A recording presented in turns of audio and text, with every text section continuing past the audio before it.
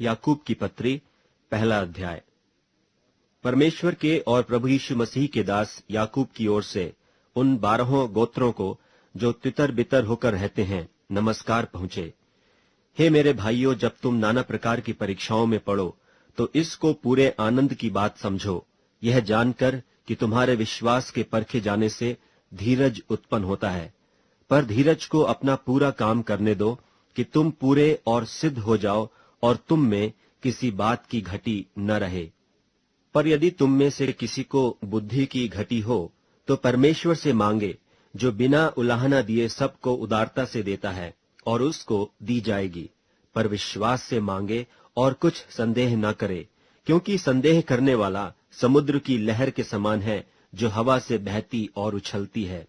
ऐसा मनुष्य यह न समझे कि मुझे प्रभु से कुछ मिलेगा। वह व्यक्ति दुचित्ता है और अपनी सारी बातों में चंचल है। दीन भाई अपने ऊंचे पद पर घमंड करे और धनवान अपनी नीच दशा पर, क्योंकि वह घास के फूल की नाई जाता रहेगा। क्योंकि सूर्य उदय होते ही कड़ी धूप पड़ती है और घास को सुखा देती है, और उसका फूल झड़ जाता है और उसकी शोभा जाती रहती है। उसी प्रकार धनवान भी अपने मार्ग पर चलते चलते धूल में मिल जाएगा। धन्य है वह मनुष्य जो परीक्षा में स्थिर रहता है, क्योंकि वह खरा निकलकर जीवन का वह मुकुट पाएगा जिसकी प्रतिज्ञा प्रभु ने अपने प्रेम करने वालों को दी है। जब किसी की परीक्षा हो तो वह यह न कहे कि मेरी परीक्षा परमेश्वर की ओर से होती है, क्योंकि न तो बुरी बातों से परमेश्वर की परीक्षा हो सकती है और न वह किसी की परीक्षा आप करता है, परंतु प्रत्येक व्यक्ति अपनी ही अभिलाषा से खींचकर और फंसकर परीक्षा में पड़ता है। फिर अभिलाषा गर्भवती होकर पाप को जनता है, और पाप जब बढ़ जाता है तो मृत्यु को उत्पन्न करता है। हे मेरे प्रिय भाइयों, धोखा न खाओ, क्योंकि हर एक अच्छा वरदान और हर एक उत्तम दान ऊपर ही से है और ज्योतियों के पिता की ओर से मिलता है, जिसमें न तो कोई परिवर्तन हो सकता है और न अदल बदल के कारण उस पर छाया पड़ती है। उसने अपनी ही इच्छा से हमें सत्य के वचन के द्वारा उत्पन्न किया, ताकि हम उसकी सृष्टि की हुई वस्तुओं में से एक प्रकार के प्रथम फल हों। हे मेरे प्रिय भाइयों, यह बात तुम जानते हो, इसलिए हर एक मनुष्य सुनने के लिए तत्पर और बोलने में धीरा और क्रोध में धीमा हो, क्योंकि मनुष्य का क्रोध परमेश्वर के धर्म का निर्वाह नहीं कर सकता। इसलिए सारी मलिनता और बैर भाव की बढ़ती को दूर करके उस वचन को नम्रता से ग्रहण कर लो, जो हृदय में बोया गया और जो तुम्हारे प्राणों का उद्धार कर सकता है। परंतु वचन पर चलने वाले बनो, और केवल सुनने वाले ही नहीं, जो अपने आप को धोखा देते हैं। क्योंकि जो कोई वचन का सुनने वाला हो और उस पर चलने वाला न हो, तो वह उस मनुष्य के समान है जो अपना स्वाभाविक मुंह दर्पण में देखता है, इसलिए कि वह अपने आप को देखकर चला जाता और तुरंत भूल जाता है कि मैं कैसा था। पर जो व्यक्ति स्वतंत्रता की सिद्ध व्यवस्था पर ध्यान करता रहता है, वह अपने काम में इसलिए आशीष पाएगा कि सुनकर भूलता नहीं, पर वैसा ही काम करता है। यदि कोई अपने आप को भक्त समझे और अपनी जीभ पर लगाम न दे, पर अपने हृदय को धोखा दे, तो उसकी भक्ति व्यर्थ है। हमारे परमेश्वर और पिता के निकट शुद्ध और निर्मल भक्ति यह है कि अनाथों और विधवाओं के क्लेश में उनकी सुधि लें और अपने आप को संसार से निष्कलंक रखें। याकूब की पत्री, दूसरा अध्याय। हे मेरे भाइयों, हमारे महिमा युक्त प्रभु यीशु मसीह का विश्वास तुम में पक्षपात के साथ न हो, क्योंकि यदि एक पुरुष सोने के छल्ले और सुंदर वस्त्र पहने हुए तुम्हारी सभा में आए और एक कंगाल भी मैले कुचैले कपड़े पहने हुए आए, और तुम उस सुंदर वस्त्र वाले का मुंह देखकर कहो कि तू वहां अच्छी जगह बैठ, और उस कंगाल से कहो कि तू यहां खड़ा रह या मेरे पांवों की पीढ़ी के पास बैठ, तो क्या तुमने आपस में भेदभाव न किया और कुविचार से न्याय करने वाले न ठहरे? हे मेरे प्रिय भाइयों, सुनो, क्या परमेश्वर ने इस जगत के कंगालों को नहीं चुना कि विश्वास में धनी और उस राज्य के अधिकारी हों जिसकी प्रतिज्ञा उसने उनसे की है जो उससे प्रेम रखते हैं? पर तुमने उस कंगाल का अपमान किया। क्या धनी लोग तुम पर अत्याचार नहीं करते? और क्या वे ही तुम्हें कचहरियों में घसीट घसीट कर नहीं ले जाते? क्या वे उस उत्तम नाम की निंदा नहीं करते जिसके तुम कहलाए जाते हो? तो भी यदि तुम पवित्र शास्त्र के इस वचन के अनुसार कि तू अपने पड़ोसी से अपने समान प्रेम रख, सचमुच उस राज्य व्यवस्था को पूरी करते हो तो अच्छा ही करते हो। पर यदि तुम पक्षपात करते हो तो पाप करते हो और व्यवस्था तुम्हें अपराधी ठहराती है। क्योंकि जो कोई सारी व्यवस्था का पालन करता है परंतु एक ही बात में चूक जाए तो वह सब बातों में दोषी ठहरा। इसलिए कि जिसने यह कहा कि तू व्यभिचार न करना, उसी ने यह भी कहा कि तू हत्या न करना। इसलिए यदि तूने व्यभिचार तो नहीं किया पर हत्या की, तो भी तू व्यवस्था का उल्लंघन करने वाला ठहरा। तुम उन लोगों की नाई वचन बोलो और काम भी करो जिनका न्याय स्वतंत्रता की व्यवस्था के अनुसार होगा, क्योंकि जिसने दया नहीं की उसका न्याय बिना दया के होगा। दया न्याय पर जयवंत होती है। हे मेरे भाइयों, यदि कोई कहे कि मुझे विश्वास है पर वह कर्म न करता हो तो उससे क्या लाभ? क्या ऐसा विश्वास कभी उसका उद्धार कर सकता है?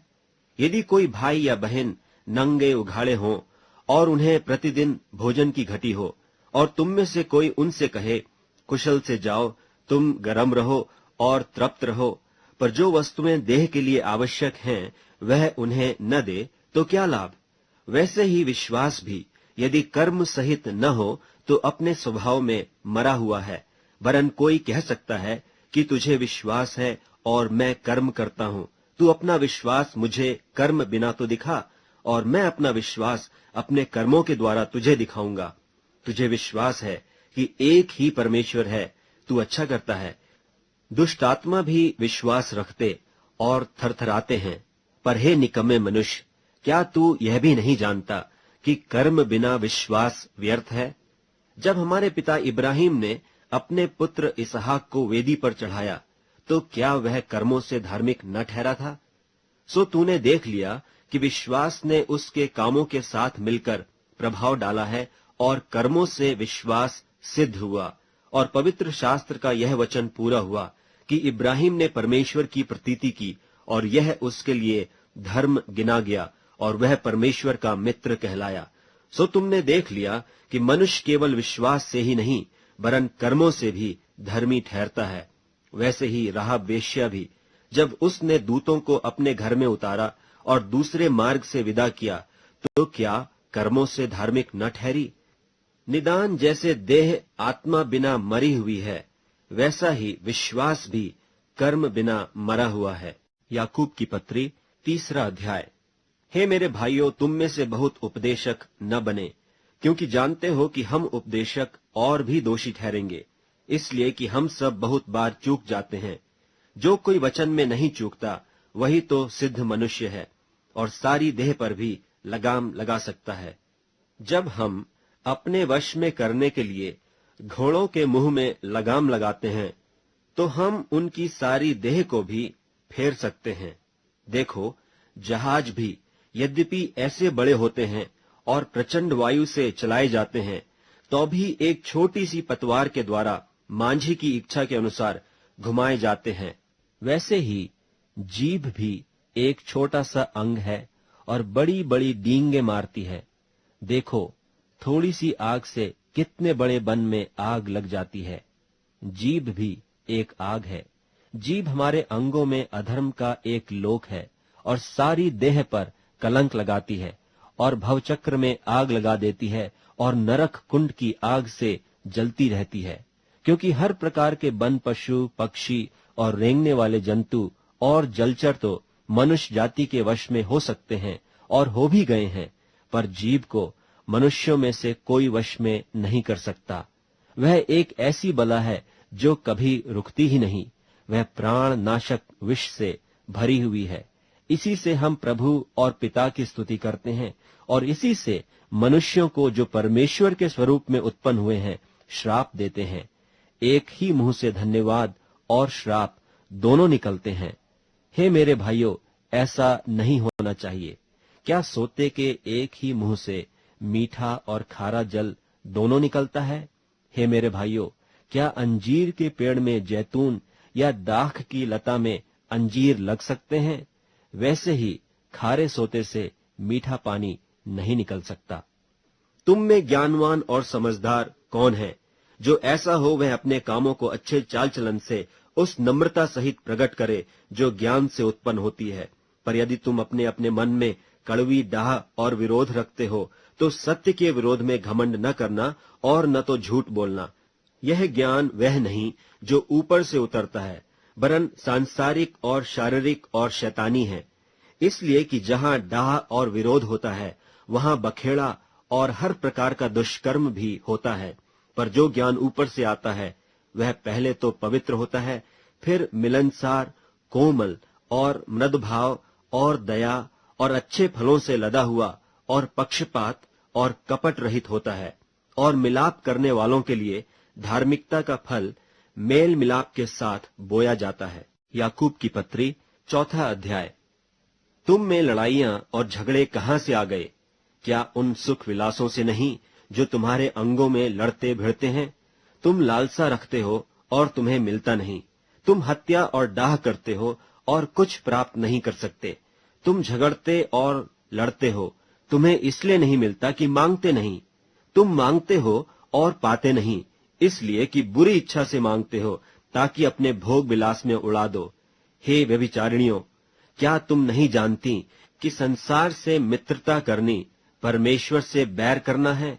सो जो कोई संसार का मित्र होना चाहता है, वह अपने आप को परमेश्वर का बैरी बनाता है। क्या तुम यह समझते हो कि पवित्र शास्त्र व्यर्थ कहता है? जिस आत्मा को उसने हमारे भीतर बसाया है, क्या वह ऐसी लालसा करता है जिसका प्रतिफल डाह हो?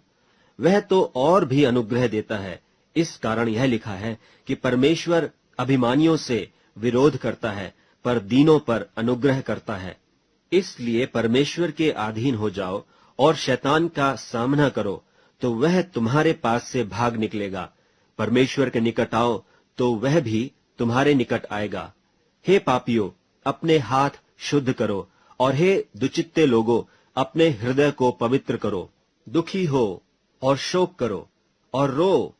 तुम्हारी हंसी शोक से और तुम्हारा आनंद उदासी से बदल जाए। प्रभु के सामने दीन बनो, तो वह तुम्हें शिरोमणि बनाएगा। हे भाइयों, एक दूसरे की बदनामी न करो। जो अपने भाई की बदनामी करता है या भाई पर दोष लगाता है, वह व्यवस्था की बदनामी करता है और व्यवस्था पर दोष लगाता है। और यदि तू व्यवस्था पर दोष लगाता है, तो तू व्यवस्था पर चलने वाला नहीं, पर उस पर हाकिम ठहरा। व्यवस्था देने वाला और हाकिम तो एक ही है, जिसे बचाने और नाश करने की सामर्थ है। तू कौन है जो अपने पड़ोसी पर दोष लगाता है? तुम जो यह कहते हो कि आज या कल हम किसी और नगर में जाकर वहां 1 वर्ष बिताएंगे और व्यापार करके लाभ उठाएंगे, और यह नहीं जानते कि कल क्या होगा। सुन तो लो, तुम्हारा जीवन है ही क्या? तुम तो मानो भाप समान हो, जो थोड़ी देर दिखाई देती है, फिर लोप हो जाती है। इसके विपरीत तुम्हें यह कहना चाहिए कि यदि प्रभु चाहे तो हम जीवित रहेंगे और यह या वह काम भी करेंगे। पर अब तुम अपनी डींग पर घमंड करते हो। ऐसा सब घमंड बुरा होता है। इसलिए जो कोई भलाई करना जानता है और नहीं करता, उसके लिए यह पाप है। याकूब की पत्री 5वां अध्याय। हे धनवानों, सुन तो लो, तुम अपने आने वाले क्लेशों पर चिल्ला कर रो। तुम्हारा धन बिगड़ गया और तुम्हारे वस्त्रों को कीड़े खा गए। तुम्हारे सोने चांदी में काई लग गई है, और वह काई तुम पर गवाही देगी, और आग की नाई तुम्हारा मांस खा जाएगी। तुमने अंतिम युग में धन बटोरा है। देखो, जिन मजदूरों ने तुम्हारे खेत काटे, उनकी वह मजदूरी तो तुमने धोखा देकर रख ली है। चिल्ला रही है, और लमने वालों की दुहाई सेनाओं के प्रभु के कानों तक पहुंच गई है। तुम पृथ्वी पर भोग विलास में लगे रहे और बड़ा ही सुख भोगा। तुमने इस बध के दिन के लिए अपना हृदय का पालन पोषण करके मोटा ताजा किया। तुमने धर्मी को दोषी ठहराकर मार डाला, वह तुम्हारा सामना नहीं करता। सो हे भाइयों, प्रभु के आगमन तक धीरज धरो। देखो, गृहस्थ पृथ्वी के बहुमूल्य फल की आशा रखता हुआ प्रथम और अंतिम वर्षा होने तक धीरज धरता है। तुम भी धीरज धरो और अपने हृदय को दृढ़ करो, क्योंकि प्रभु का शुभागमन निकट है। हे भाइयों, एक दूसरे पर दोष न लगाओ, ताकि तुम दोषी न ठहरो। देखो, हाकिम द्वार पर खड़ा है। हे भाइयों, जिन भविष्यद्वक्ताओं ने प्रभु के नाम से बातें की, उन्हें दुख उठाने और धीरज धरने का एक आदर्श समझो।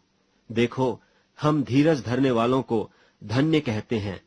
तुमने एयूब के धीरज के विषय में तो सुना ही है, और प्रभु की ओर से जो उसका प्रतिफल हुआ उसे भी जान लिया है, जिससे प्रभु की अत्यंत करुणा और दया प्रकट होती है। पर हे भाइयों, सबसे श्रेष्ठ बात यह है कि शपथ न खाना, न स्वर्ग की, न पृथ्वी की, न किसी और वस्तु की, पर तुम्हारी बातचीत हाँ की हाँ और नहीं की नहीं हो, कि तुम दंड के योग्य न ठहरो। यदि तुम में कोई दुखी हो तो वह प्रार्थना करे, यदि आनंदित हो तो वह स्तुति के भजन गाए।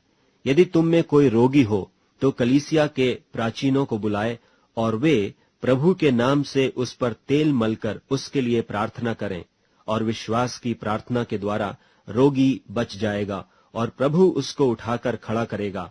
और यदि उसने पाप भी किए हों तो उनकी भी क्षमा हो जाएगी। इसलिए तुम आपस में एक दूसरे के सामने अपने अपने पापों को मान लो और एक दूसरे के लिए प्रार्थना करो, जिससे चंगे हो जाओ। धर्मी जन की प्रार्थना के प्रभाव से बहुत कुछ हो सकता है। एलिय्याह भी तो हमारे समान दुख सुख भोगी मनुष्य था, और उसने गिड़गिड़ाकर प्रार्थना की कि मेंह न बरसे, और 3.5 वर्ष तक भूमि पर मेंह नहीं बरसा। फिर उसने प्रार्थना की तो आकाश से वर्षा हुई और भूमि फलवंत हुई। हे मेरे भाइयों, यदि तुम में कोई सत्य के मार्ग से भटक जाए और कोई उसको फेर लाए, तो वह यह जान ले कि जो कोई किसी भटके हुए पापी को फेर लाएगा,